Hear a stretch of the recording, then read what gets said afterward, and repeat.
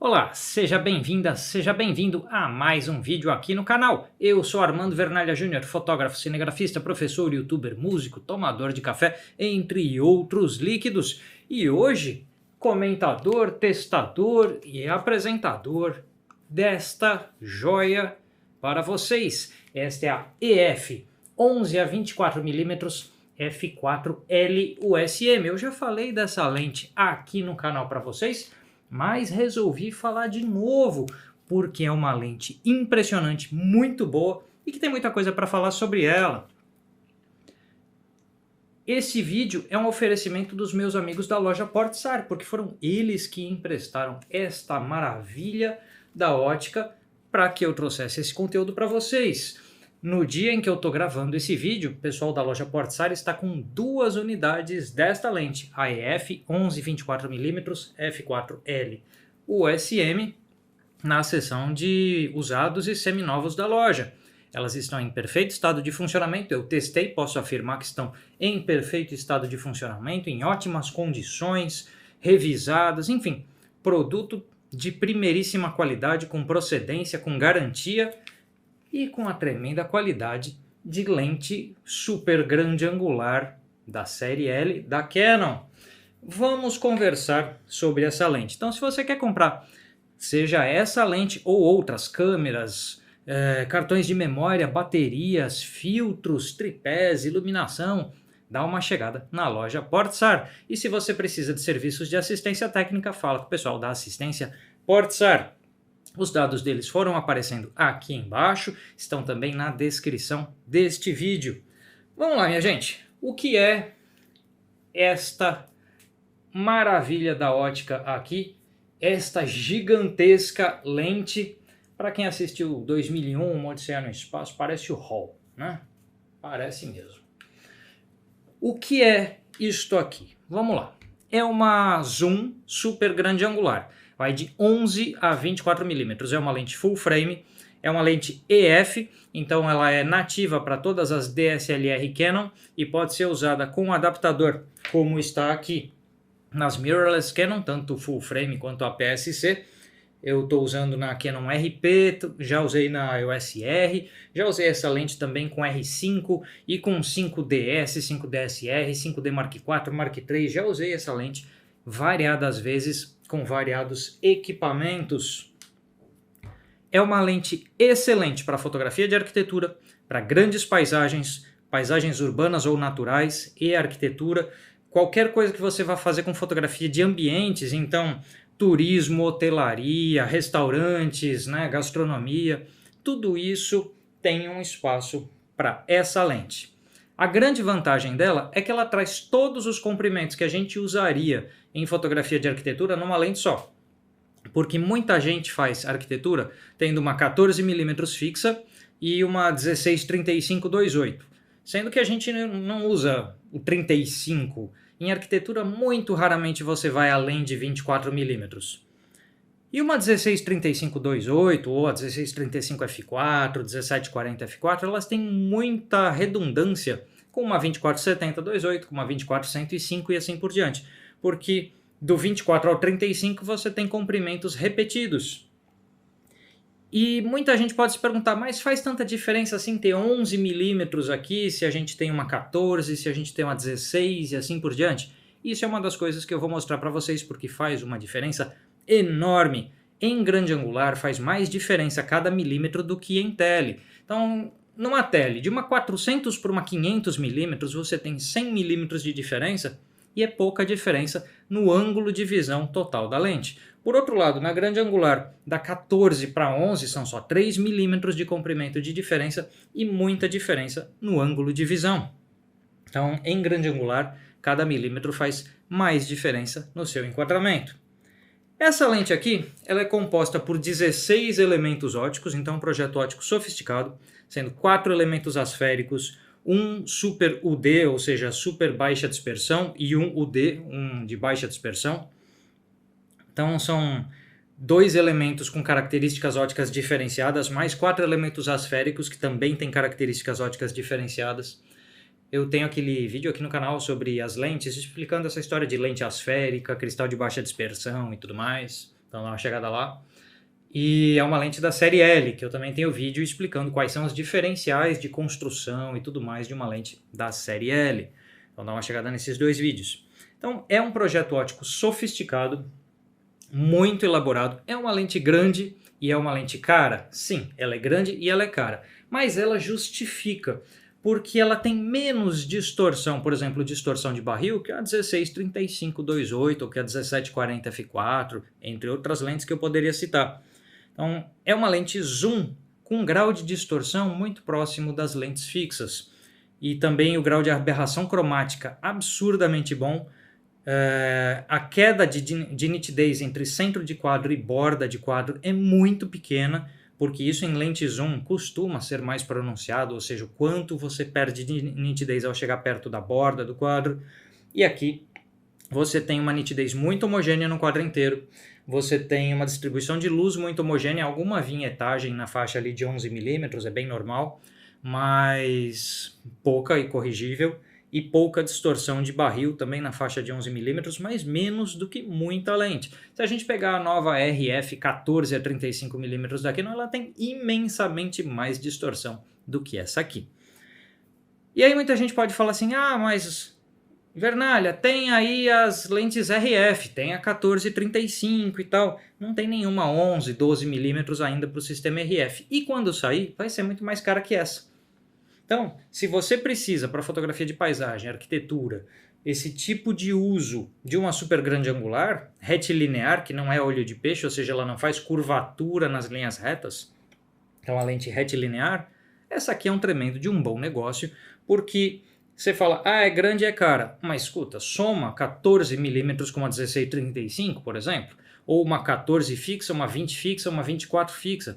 Quanto de tamanho, de peso e de preço essa somatória de lentes vai dar, que aqui você tem uma lente só, que resolve todos os problemas. O ângulo de visão dessa lente vai desde 84 graus, no 24 milímetros, até 126,5 graus, no 11 milímetros. E vamos mostrar um pouquinho algumas fotos. Eu vou colocar na tela para vocês o que é, por exemplo, um enquadramento de 24 milímetros. Então vocês estão vendo cidade de São Paulo, 24 milímetros. Vamos abrir para 20 milímetros e olha o quanto mais a gente enquadra. Vamos abrir para 16 e quanto mais a gente enquadra. Você pode pensar, até aí eu tenho numa 16-35. Ótimo. Vamos abrir para 14 e olha já a diferença do 14 milímetros. E aí numa fotografia de arquitetura, em pequenos ambientes como um hall, um lavabo, um banheiro, um corredor, em ambientes pequenos, isso aqui faz muita diferença. E em grandes paisagens, o quanto que você dá de impacto visual na paisagem também. E vamos para o 11 milímetros. Olha como você exagera a perspectiva, você aprofunda mais a cena, o fundo da imagem parece que vai ficando cada vez mais distante, você vai enquadrando cada vez mais coisas.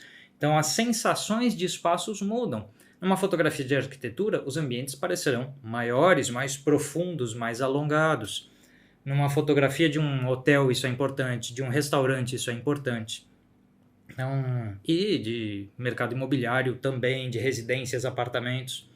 Então tem muita coisa que você pode, e aqui no caso de fotografia de paisagem, você aumenta o impacto ao trazer mais das nuvens do céu, mais das linhas da paisagem. Então 11 milímetros já faz uma boa diferença para o 14, que já fez uma boa diferença para o 16. Então se hoje você tem uma 16-35, uma 17-40 ou algo similar a isso, saiba e compreenda que 14 e 11 milímetros, e 12, 13... trazem muitos recursos estéticos a mais de aprofundamento de perspectiva, de aprofundamento de cena, de amplitude de espaços. Então, esse exagero de profundidade e de perspectiva, que é característica de super grande angular, vai ser uma característica útil em fotografias como as que eu mencionei para vocês. Então muda de 14 para 11, muda, e de 16 muda mais ainda. Aí de 17, mais ainda. Eu tenho uma 24. Nossa, muda enormemente de uma 24 para até 14, 11 e assim por diante. Então, esse é um primeiro ponto. Olha um outro exemplo aí. Esse monumento no Parque do Ibirapuera. Então, olha o quanto de entorno a gente tem em 11 milímetros olha como a gente vai perdendo, né, o tanto de entorno à medida que passa para 14, para 16, para 20, para 24. Então, no 24 a gente está dando mais ênfase no próprio monumento. No 11 a gente está dando ênfase na relação entre monumento e seu entorno. Então são fotos completamente diferentes. E isso precisa ficar claro, porque é aí que está a força de um produto como este aqui. Vamos ver algumas fotos que eu fiz. Vocês vão ver as fotos tratadas e também algumas fotos sem nenhuma correção, sem nenhum ajuste, que é para ver o potencial da lente por um lado e o resultado cru da lente por outro. Então vamos ver algumas imagens.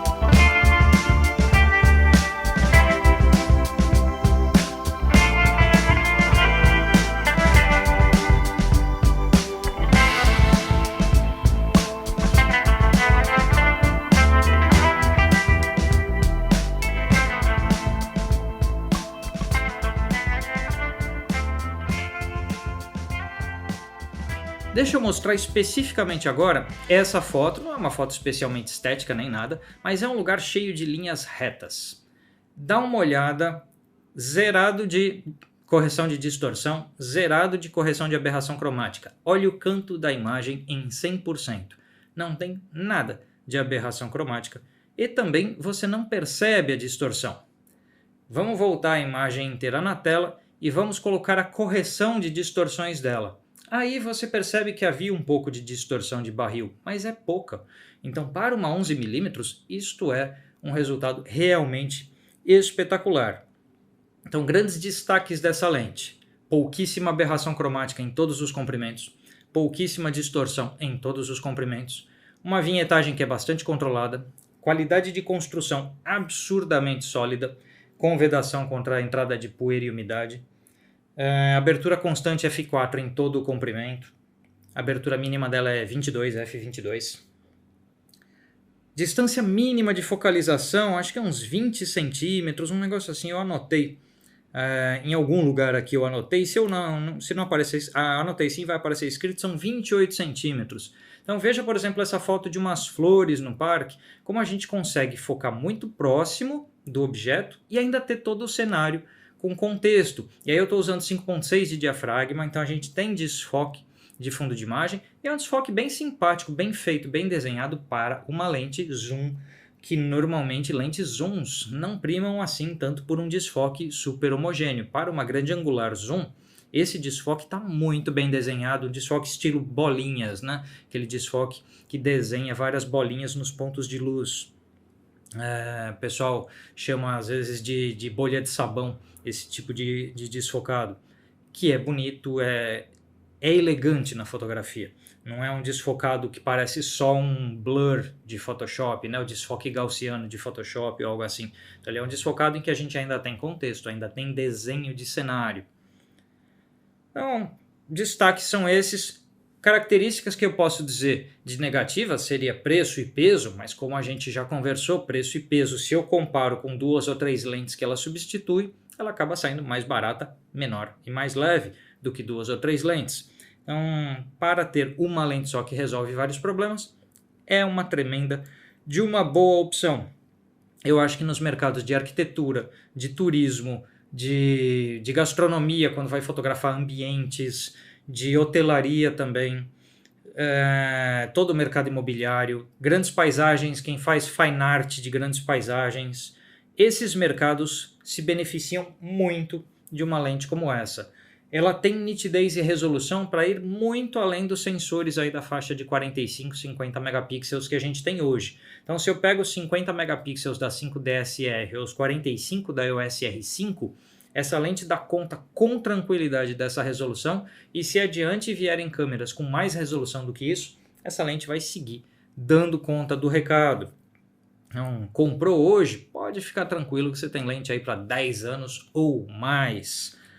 E no caso desta aqui e de uma outra idêntica a essa, estão na seção de usados da loja Portsar, com garantia, com procedência. Então, se você quer comprar essa lente ou outras câmeras novas ou usadas, dá uma chegada na loja Portsar, porque eles têm todo tipo de equipamento para você. Os dados deles estão aparecendo na tela e eles fizeram essa gentileza incrível de emprestar esse monumento da ótica, que é a EF 11 a 24mm f4L USM, para que a gente trouxesse esse conteúdo mostrando essas diferenças de comprimento, de enquadramento, de linguagem visual que muda de 11 para 16mm e assim por diante. A gente se vê num próximo vídeo, pessoal. Até lá!